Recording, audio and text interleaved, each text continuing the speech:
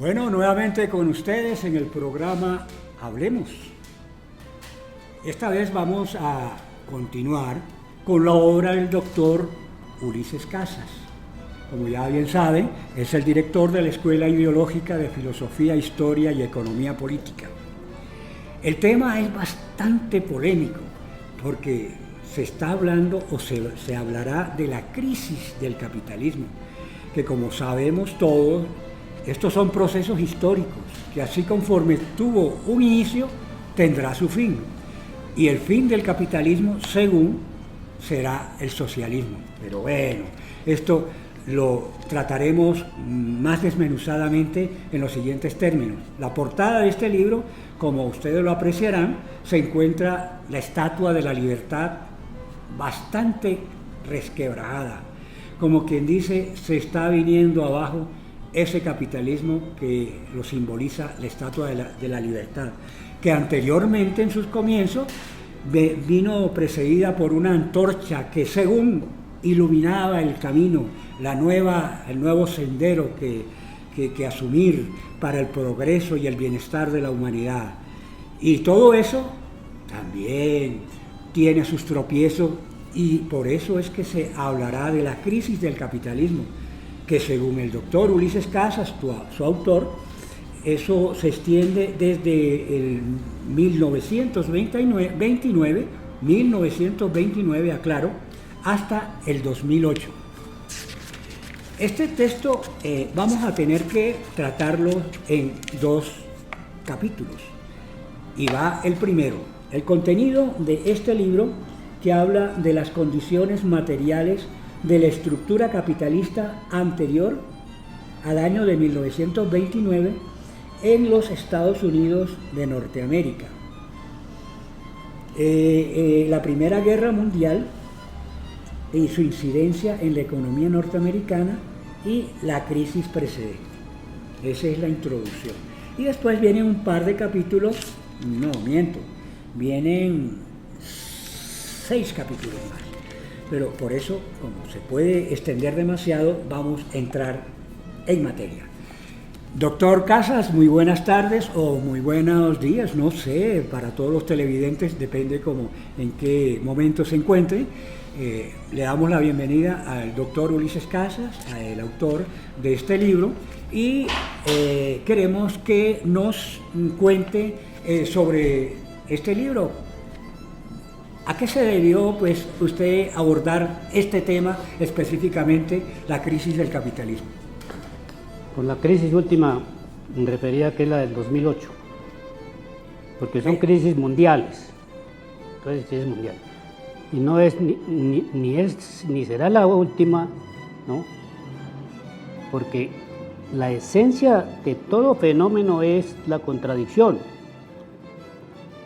que lleva en sí el germen de lo que le sigue a ese fenómeno. Entonces el capitalismo, que es un modo de producción que tiene unas estructuras determinadas que ya conocemos, lleva dentro de sí el elemento que lo va a cambiar, a evolucionar, a desaparecer, ¿no? Y dar lugar a otras estructuras, ¿no? Pero eso es cuestión de siglos. Es decir, los procesos no los podemos decir son del mes de octubre de 1801 al último de diciembre de tal. No. Eso, la historia la va desarrollando el proceso evolutivo de esas estructuras materiales, económicas, de los ciclos históricos correspondientes. Entonces, la crisis más conocida fue la de 1929, porque quebraron las instituciones financieras, los bancos en los Estados Unidos, y los Estados Unidos han sido, diríamos, el referente del desarrollo capitalista. Es decir, allí es donde ha tomado más forma el desarrollo capitalista. ¿Por qué? Pues porque los Estados Unidos son el producto de la emigración europea, particularmente de Inglaterra, debido a las guerras religiosas que llevaron a la emigración hacia un continente desconocido para ellos, que era Norteamérica, o era América. Y los que vienen colonizan. Sí, el caso de los Estados Unidos es de la colonización, a diferencia de los nuestros que es la conquista, ¿no? Por eso los Estados Unidos ya llegaron con personas que sabían de la producción, del trabajo, ¿no? Los colonos, todas esas cosas, ya fue una colonización. Entonces avanzaba esa economía porque venían ya con elementos que generaban desarrollo económico, estructuras económicas, ¿no? Aquí fue la destrucción de todo y expropiación de las tierras indígenas y eso no. Entonces, la crisis del 29 se debió precisamente a esas contradicciones que tiene el capitalismo, que al crecer y crecer y crecer se rompe un momento para darle lugar a un ciclo inmediatamente después de eso. Esas son las crisis del capitalismo. Bueno, ya entrando en materia, porque ya entra usted a hablarse de la depresión, que según este capítulo no solamente se refiere a la crisis, sino a la inflación, a la recesión, a la depresión, a la deflación y a la estanflación. Ese término para mí es bastante nuevo. Entonces, así háganos un recuento de esas etapas que vivió el capitalismo desde 1929, a ver cómo pues se van dando esos sucesos. No es que todo eso que usted acaba de narrar,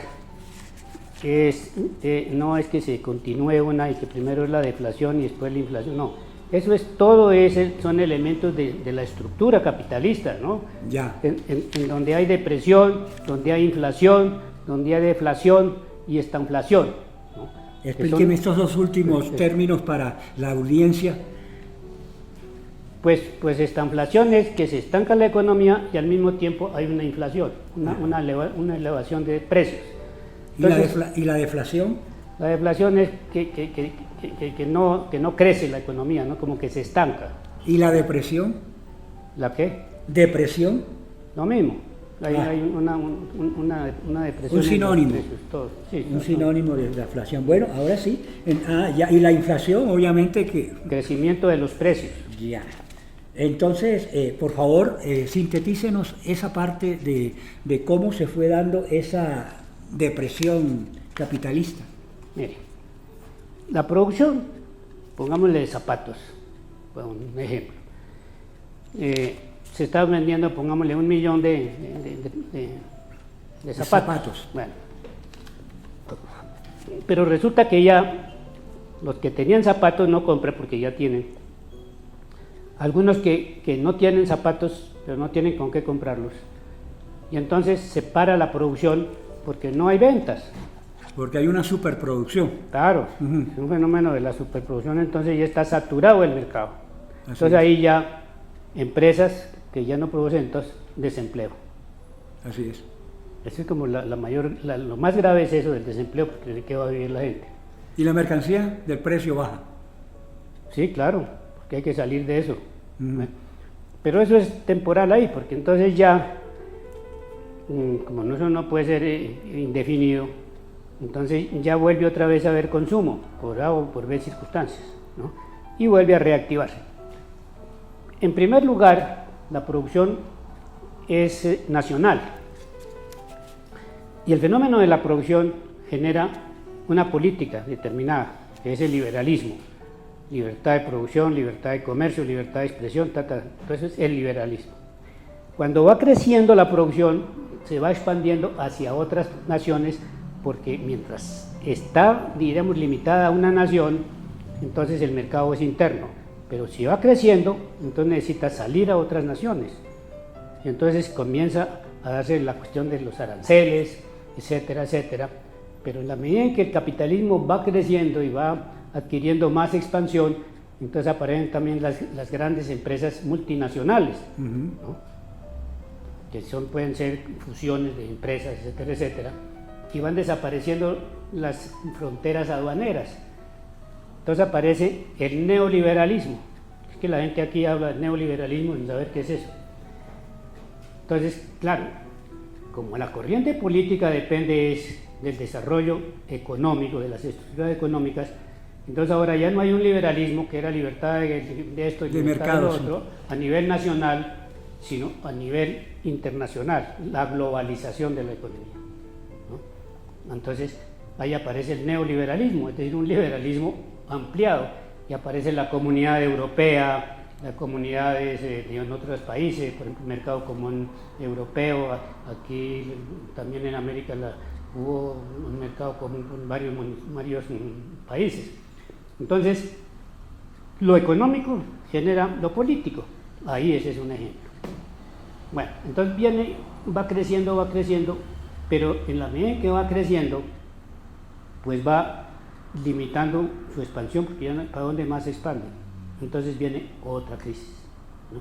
Que está en la superproducción, y en la falta de consumo. Bueno, y esa se supera. Y después ese ciclo se va repitiendo, cada vez es como más grave, hasta el año del 2008. El año del 2008 es otra crisis parecida a la de 1919. Bueno, pero permítame decirle que ya llegaremos hasta allá, porque hasta ahora estamos entrando escasamente a aclarar,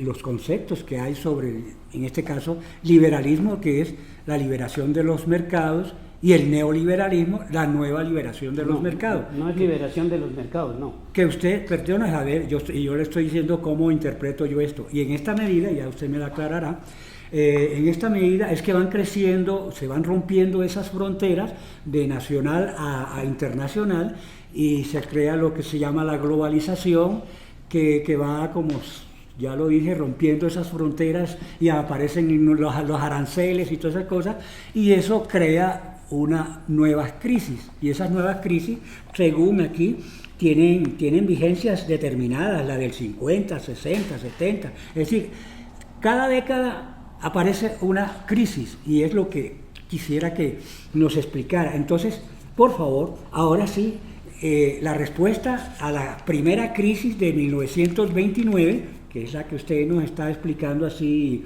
muy someramente, tuvo que ver la Primera y Segunda Guerra Mundial. Ahí sí, entremos en materia y explíquenos, para los no muy entendidos de esto, cómo es que se va dando esto, sobre todo a partir de la Primera Guerra Mundial, por ejemplo, que tuvo unas consecuencias trágicas. Esas guerras son por los mercados internacionales, ¿no? Entonces, los países, al disputarse en esos mercados, entran en crisis políticas, ¿no?, que se desatan a través de la guerra, como la del 14. Entonces, la guerra del 14 fue también porque Alemania no tenía salida a los mercados, y entonces Alemania ha sido digamos, como el elemento causante, dinamizador del fenómeno, ¿no?, del fenómeno bélico.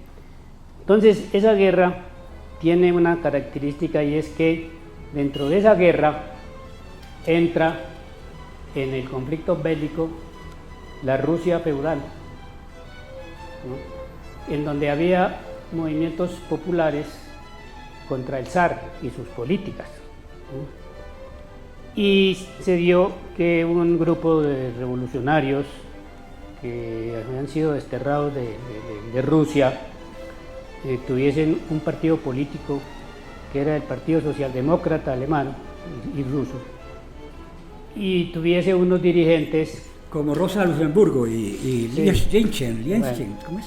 Sí, y entonces ellos, viendo eso, que ya tenían una experiencia de una revolución, un intento de revolución de 1905 en Rusia, pues vieran que se posibilitaba aprovechar la situación y derrocar al zar, ¿no? Porque Rusia estaba metida en la guerra y iba perdiendo la guerra. Entonces, Lenin, que era uno de los jefes de ese partido, lo divide en bolcheviques y mencheviques. Entonces, los bolcheviques eran los radicales, y propuso irse allá a Rusia a liderar el movimiento popular, ¿no?, revolucionario.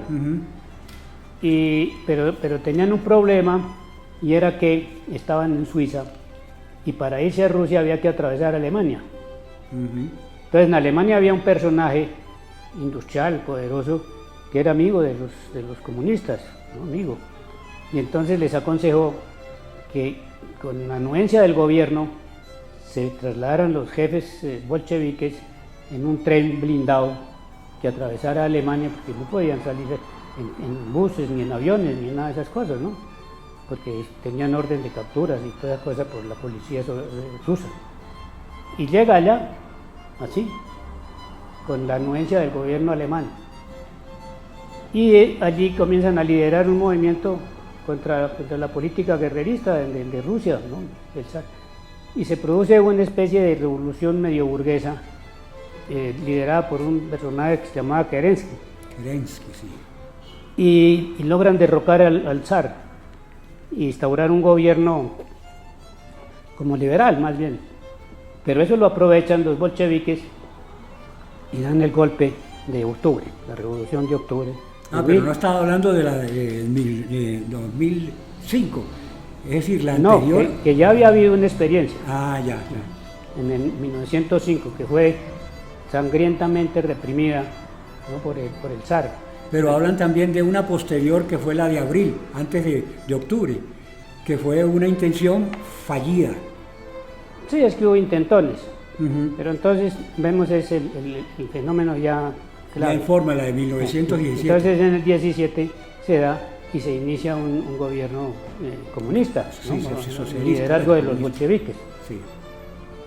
Pero la intención, según de Lenin, era sacar a Rusia de la guerra, porque no le convenía. Pues al fin y al cabo era un desgaste y estaba muy mal parada la economía para ese entonces. Sí, pero era aprovechando el descontento de las tropas que estaban desertando y la derrota que estaba sufriendo en Alemania. Entonces al esto aprovechó la derrota y las deserciones para aprovechar el golpe. Y ahí se inicia en Rusia, pero la crisis es en el capitalismo, que es en Occidente, ¿no? ¿Qué pasa? Con la guerra pues se pierde muchísima riqueza, entonces viene un periodo de ascenso de la economía, pero esa tiene un límite y en 1929 se produce una crisis en el sector financiero, en el sector comercial, industrial y todas esas cosas, que es sumamente grave. Ya en la posguerra. Sí, bueno. Entonces esa es, digamos, la primera crisis de significación en el desarrollo del capitalismo. Bueno, de ahí para adelante suceden una serie de fenómenos, por ejemplo, que da la crisis en Alemania, la pobreza y el desempleo y toda esa vaina, pues crea una situación en la cual se aprovecha por las fuerzas nazis, ¿no? para asumir el poder, ¿no? Y es el ascenso de Hitler al poder y una especie de revancha, porque en la Primera Guerra Mundial se había pactado con Alemania, que fue la que perdió la guerra, que tenía que dar una indemnización de guerra y que tenía que quitar su ejército, no volver a armar un ejército. Una serie, y una parte del Rin que era como rico, entonces pasó a manos de Francia. Bueno, todo eso. O sea que Alemania asumió el costo de la guerra, de la Primera Guerra Mundial. Sí, le tocó pagar, claro. Bueno, pero como que ni pagó y ni tampoco desarmó al ejército. Pero sí se preparó para la segunda. Entonces ya viene el discurso y esto, y que hay que recuperar y tal, y viene la Segunda Guerra Mundial, ¿no? Entonces, las guerras son como una respuesta a una crisis bastante honda de la estructura económica, ¿no? Y la situación que genera esa situación de la estructura económica. ¿Se podría decir que la Segunda Guerra Mundial es una continuidad de la Primera? Sí, más o menos. Bueno, entonces, hablemos entonces de la recuperación, que usted habla aquí, que después de la carencia y la inflación, el empleo y en fin, la legislación obrera, aparece una recuperación en la posguerra. Claro, porque es que la guerra destruye mucha riqueza, destruye personas. Por ejemplo, la Primera Guerra Mundial, según lo que hablan los historiadores, hubo 25 millones de muertos, 25 millones de viudas, huérfanos, lisiados de guerra, etcétera, y las riquezas, ¿no? Las riquezas, los bombardeos, todo. Y en la segunda hubo 50 millones de muertos, claro, y 50 de lo mismo, ¿no? Víctimas de esa guerra, y una destrucción inmensa de las riquezas, destruyeron ciudades bombardeándolas, todas esas cosas. Entonces, enseguida viene la recuperación. Entonces, hay empleo a construir otra vez, se desarrolla la economía y hay empleo para todos y va creciendo otra vez, ¿no?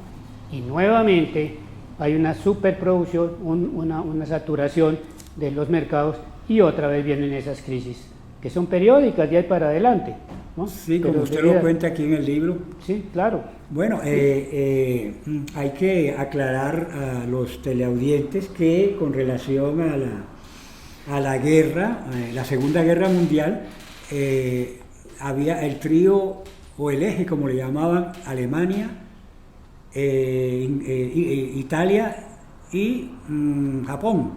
Eran los ejes del mal, como lo llamaran los aliados, en este caso Francia, Inglaterra, Rusia, y ¿qué otra potencia entró ahí? Francia. Francia, claro. Entonces, yo creo que todo eso fue lo que causó posteriormente la división de Alemania, la construcción del muro de Berlín, que es la cortina, que ahí se consideraba la cortina de hierro, y la división entre los ejes occidentales y los aliados, prosocialista. Los aliados y el eje. Sí, pero fíjese para que vea que ahí, por ejemplo, en el caso de los aliados, Rusia era un aliado de Inglaterra, pero a pesar de todo, después que hicieron esa división de Alemania, ahí se constituyeron los dos grupos, pro-occidental y pro-soviético.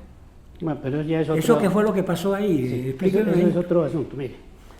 De la Segunda Guerra Mundial salen derrotados los del eje, ¿no? Alemania, Italia y Japón. Bueno.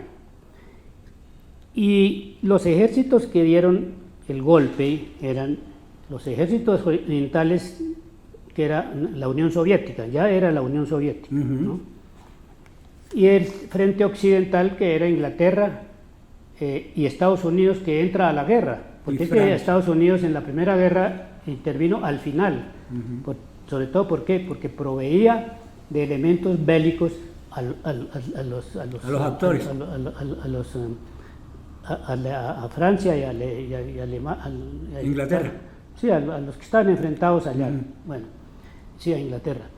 Entonces, entra a la guerra Estados Unidos cuando viene la invasión de Polonia por cuenta de Hitler, ¿no? Y después a la Unión Soviética y todas esas cosas. No, y cuando Japón atenta contra acá pero eso Hawái, ya fue muy después, sí. Ya. Bueno, vamos así. Entonces, esa situación de la guerra genera, como decía, mucha destrucción de riqueza. Bueno, entonces estamos hablando de la recuperación. La crisis. En la guerra, los ejércitos soviéticos mandados por los comunistas aprovechan para darle a los comunistas de las naciones de Europa Oriental, como Polonia, Hungría, Rumanía, toda esa parte, lo ¿no? que se consideró la URSS. Que como estaban enfrentados a Alemania, entonces suben ahí gobiernos socialistas o comunistas, ¿no? Apoyados por el ejército, que en su entrada contra Alemania van colocando ahí a sus congéneres partidistas, ¿no? Entonces ya se produce lo que hablaba usted ahí de la división en Alemania, porque se repartieron a Alemania los aliados, ¿no? Bueno, entonces hay una fracción que queda la Unión Soviética, pero no como potencia, sino con su partido comunista, dividen Alemania y todas esas cosas. Y luego viene ya, digamos, la recuperación. La economía de 1950 fue elevada, la recuperación fue elevada, pero en 1949 se produce la Revolución China, y vienen unos movimientos de liberación nacional en las colonias que tenía Inglaterra, Alemania, Estados Unidos, todas, que son las guerras de liberación nacional en África, Asia y Oceanía, por ahí. Y las otras crisis ya son también cíclicas, pero son, digamos, como efecto de la esencia del capitalismo, ¿no? Que son por ahí como cada 5 años, cada 10 años, etcétera, hasta llegar a la del 2008. Aquí usted señala esto como unas crisis financieras. Sí, porque es que en un comienzo, mira, hay tres niveles de las estructuras económicas, que son, el primero es Agrícola. el agrícola, ganadero y minero. Y la manufacturera. Que es el sector primario de la economía. El sector secundario es la industria y el comercio. Y el tercer sector es las finanzas, la banca. En cada periodo histórico, uno de esos es predominante. Entonces, después de todas estas cosas que estamos hablando de los años 50, 60, etcétera, el sector financiero pasa a ser, diríamos, como el rector de la economía, porque es el que, habiendo recibido los dineros de los otros sectores, se convierte en director de la economía. Es decir, él presta a los mismos que le consignan la plata, cobrándoles intereses, ¿no? Pagando bajito y cobrando caro, y crece, porque es que eso es especulativo. Miren, cuando yo estudiaba en el externado, entonces el profesor puso una tarea. Entonces mi tarea fue, como era voluntario, decir o afirmar que los bancos crean dinero, ¿no? Entonces me dijeron, profesor,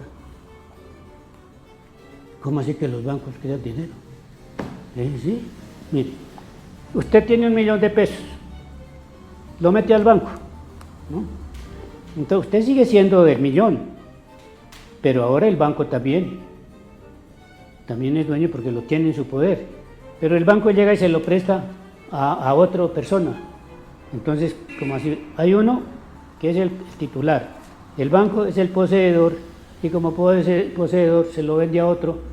Entonces aparecieron 2 millones de pesos de uno. ¿Sí ve ahí? Que los creó. Entonces el profesor dijo, ¿pero y usted de dónde sacó? Dije, pues de la lógica. ¿No es así? No hay 3 partes que pueden disponer de 1 millón de pesos cuando quieran, ¿no? Y el último paga intereses. Y el intermedio, que es el banco, ¿no? Paga intereses bajitos, pero cobra altos al tercero que recibió. Esa es la creación del dinero por los bancos, y por eso crecen inmensamente, ¿no? Bueno, quedó sorprendido. Claro, sin contar que la mora es otro interés adicional, sí, son efectos de ese fenómeno. Más. Bueno, entonces, el sector financiero, por ejemplo, en Colombia, estuvo liderado por los López. Primero, el viejo Pedro López, que creó un banco por allá en 1919, no sé qué, y después por López Miquelsen en su presidencia, ¿no?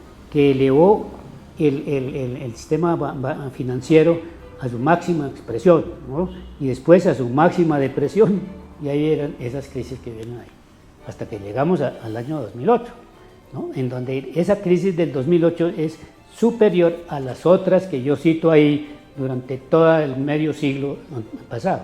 Sí, casualmente. Eso era lo que quería aclararle a los teleaudientes, que la crisis de 1929 y la del 2008 fueron las más grandes que ha habido en la historia, sí, mundialmente. Sí. Y las otras se pueden considerar pequeñas y medianas crisis, las que fueron las sucesivas. Son pequeñitas que van aumentándose hasta que generan la grande. La grande. Dijéramos que van reproduciéndose poquito a poquito hasta que revienta la grande. Eso, pero ese tema, doctor Casa, vamos a tener que dejarlo para el próximo programa, por la sencilla razón de que se nos acabó el tiempo. Ya vendrá tendremos la oportunidad de escucharlo, hablando sobre las crisis del siglo XXI y particularmente la del 2008 y específicamente la crisis de Colombia, porque siempre se ha estado hablando de la crisis internacional capitalista. Entonces, para terminar, habría que decir o invitar más bien a la teleaudiencia para que estén presentes en el próximo programa, donde el doctor Ulises Casa complementará el contenido de este libro que se llama La crisis del capitalismo de 1929 al 2008. Y como se nos acabó el tiempo, tendremos que despedirnos. Muchísimas gracias a todos ustedes. Gracias, doctor, nuevamente por su colaboración. Les habló J.R. Vélez Jr. en Hablemos. Gracias.